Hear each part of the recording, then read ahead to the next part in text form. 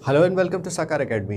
मैं हूं विवेक पटेल और हम लोग आज जानने वाले हैं लैब लीक थ्योरी के बारे में। Lab leak theory corona virus के जन्म से संबंधित है। कोविड-19 पैंडेमिक ने सारी दुनिया को इतना परेशान कर दिया है कि हमारे दिमाग में सामान्य रूप से ये सवाल आ जाता है कि आखिरकार ये वायरस आया कहाँ से। घर में बैठे बैठे हम लोग इन सवालों से हमेशा घिरे रहते हैं कि कहीं ना कहीं इस वायरस के जन्म में चाइना का हाथ तो नहीं है। और चूंकि सारी दुनिया सीनोफोबिया यानी चाइना के डर से गुजर रही है, इसीलिए हम लोग को अक्सर ऐसा महसूस होता है कि कहीं ना कहीं चाइनीज लोगों की शरारत है इसके पीछे। और इसी वजह से सारी दुनिया के लोग लैब लीक थ्योरी के ऊपर में ज़्यादा से ज़्यादा भरोसा करने लगे हैं। तो चलिए जानते हैं लैब लीक थ्योरी क्या है। बहुत सिंपल सी बात है, आपने कहीं भी किसी से भी अगर बात की होगी कि ये कोरोना वायरस आया कहाँ से, तो आप लोगों के सामने हमेशा किसी न किसी ने ये बात ज़रूर रखी होगी कि चाइना वाले बड़े ख़तरनाक हैं।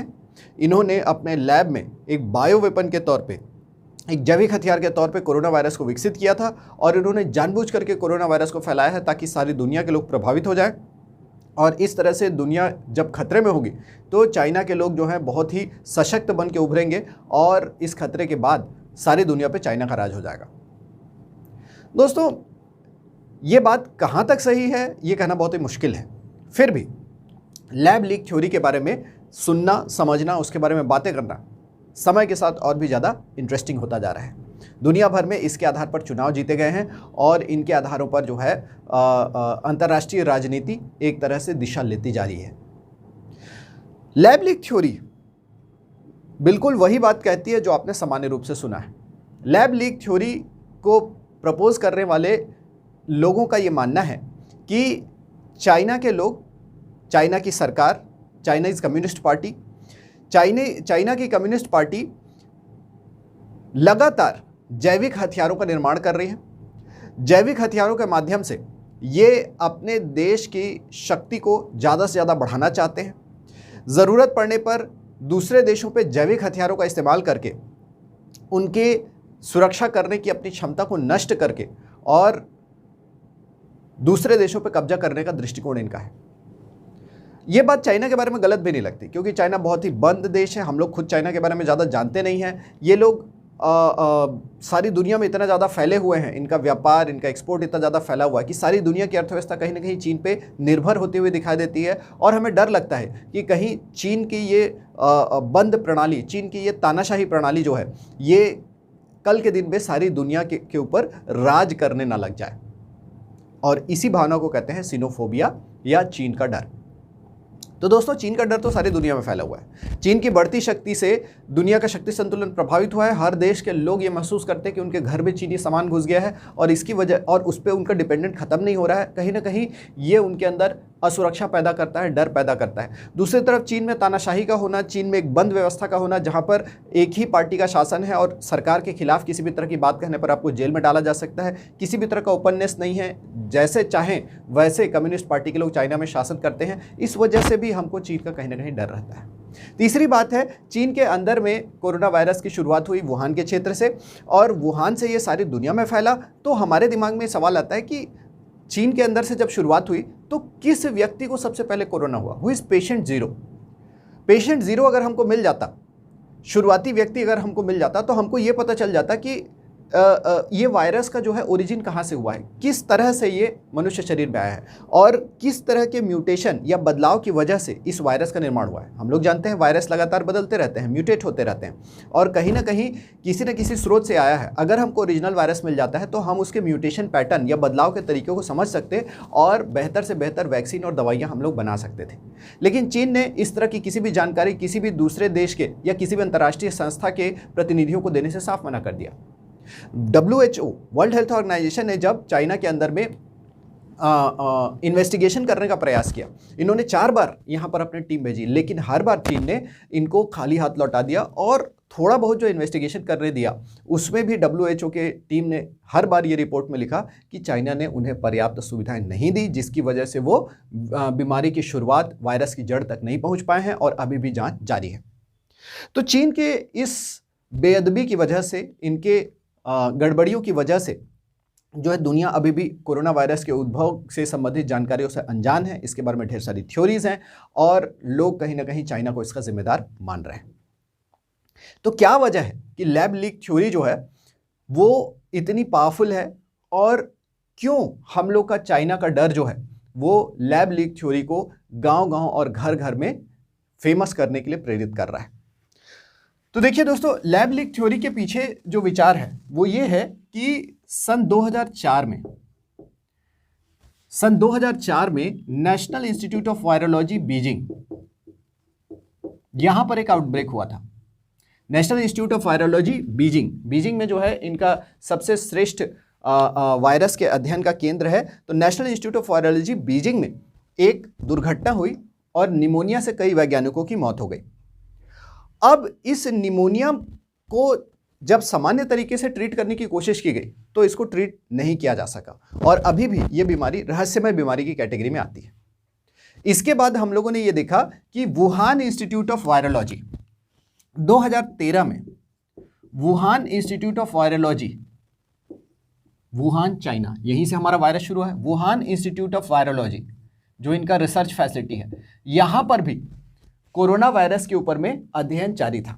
देखिए, कोरोना वायरस जो है इसका नाम कोरोना इसलिए पड़ा है क्योंकि इसका ढांचा जो है ये राजा के ताज की तरह होता है।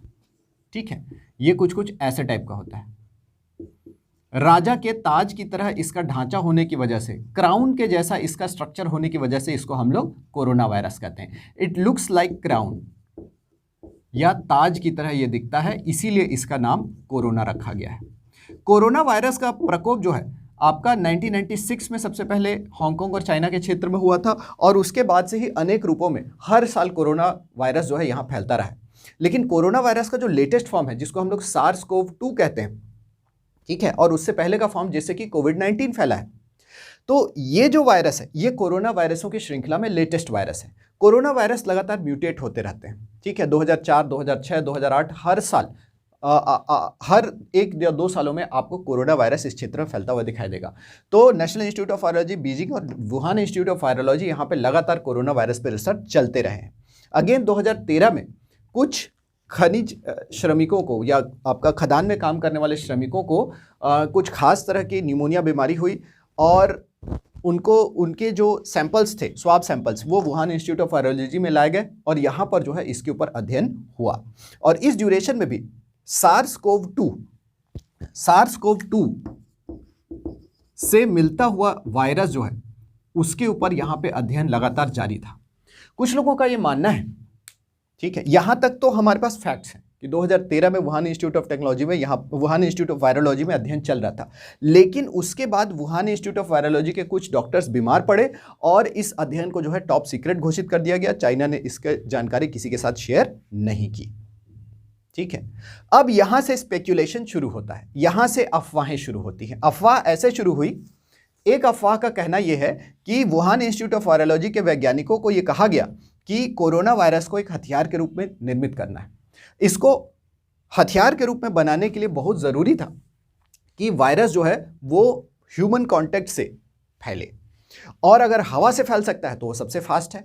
तो किसी भी बायोलॉजिकल वेपन के लिए बहुत ज़रूरी होता है कि उसमें उपयोग किया जाने वाला जो बायोलॉजिकल एजेंट है, जैसे कि वायरस, वो तेज़ी से फैलना चाहिए।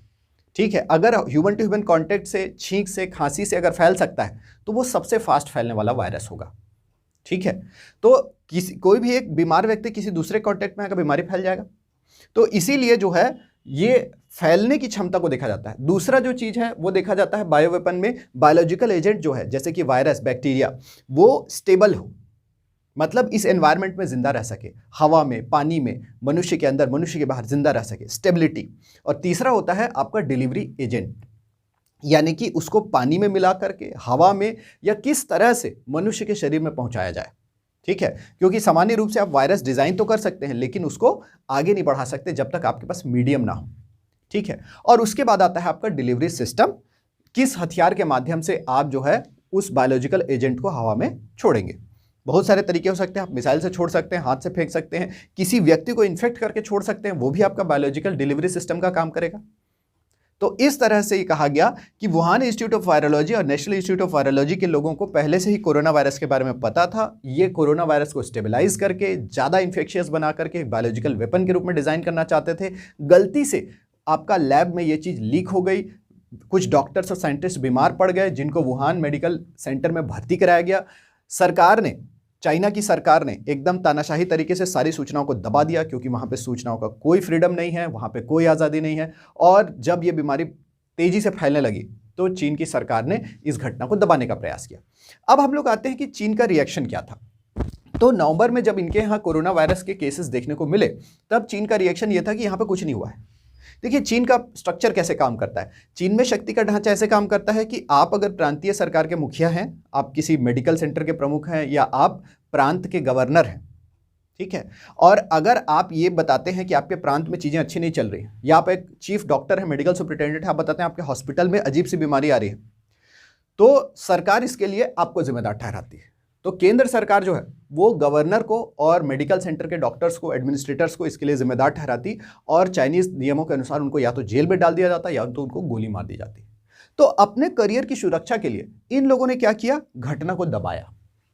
तो कोरोना वायरस वुहान में नवंबर 2019 में ही फैल चुका था, लेकिन इन्होंने इस घटना को दबाया, और चाइना की तानाशाही व्यवस्था और आतंकपूर्ण व्यवस्था की वजह से ये बीमारी फैलती रही और सूचनाओं को दबाया जाता रहा। स्थिति ये आ गई कि ये पूरी तरह से आउटब्रेक बन गया, और जब तक चाइना इस चीज़ को स्वीकार करता कि उनके यहाँ वायरस फैल चुका है, वायरस जो है ऑलरेडी चाइना की सीमाओं को पार कर चुका था। तो लैब लीक थ्योरी जो है ये बहुत सॉलिड ग्राउंड पे यहाँ पे ठहरती है कि जब ये चाइना से फैलने लगा तो चीन ने इसके बारे में सूचनाओं को दबाने की कोशिश की, किसी को बताया नहीं, और इसी आधार पे लोग ये कह रहे हैं कि चाइना का इंटेंशन खराब है और उन्होंने इसको बायो वेपन के रूप में डेवलप किया था, एक जैविक हथियार के रूप में डेवलप किया था, और दूसरे देशों को नुकसान पहुंचाने का इनको इरादा था। अब लैब लीक थ्योरी में भी दो हिस्से हो जाते हैं। कुछ लोग का ये मानना है कि चीन वाले जैविक हथियार बना के स्वयं रखना चाहते थे, गलती से ये वायरस जो है हवा में आ गया। कुछ लोग का कहना है कि चीन वाले इंटेंशनली इसका इस्तेमाल करना चाहते थे, वो अपने लोगों पे टेस्ट करके देखना चाहते थे, और ये टेस्टिंग जो है वो कंट्रोल से बाहर हो गई और ये सभी लोगों के ऊपर छा गया। ठीक है।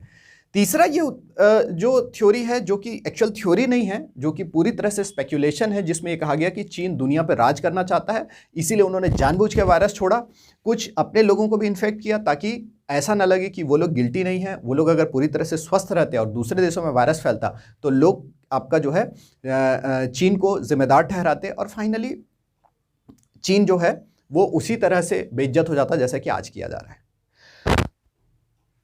लैब लीक थ्योरी के प्रसिद्ध होने के पीछे भारतीय लोगों का भी हाथ है। भारत में केरला के एक डॉक्टर ने सबसे पहले इसके ऊपर रिसर्च आर्टिकल लिखा, और इन्होंने विकिपीडिया के माध्यम से भी अपने अध्ययन को काफ़ी फेमस बनाया। भारत में पुणे के दो वैज्ञानिक लगातार ऑनलाइन इंटरनेट प्लेटफॉर्म पे विभिन्न ब्लॉग्स के माध्यम से ये इस लैब लीक थ्योरी को बढ़ावा दे रहे हैं, और ये बताने का प्रयास कर रहे हैं कि इसके पीछे कहीं ना कहीं चीन की सरकार का, चीन की कम्युनिस्ट पार्टी का हाथ है। सिर्फ भारत ही नहीं, दुनिया भर के लोग इस चीज को स्थापित करना चाहते हैं कि लैब लीक थ्योरी जो है वो सॉलिड है, और कहीं ना कहीं चाइनीज सरकार की जो तानाशाही प्रवृत्ति है, उनका जो है गैर जिम्मेदाराना रवैया है, वो इस वायरस के निर्माण और इसके फैलने के पीछे जिम्मेदार है।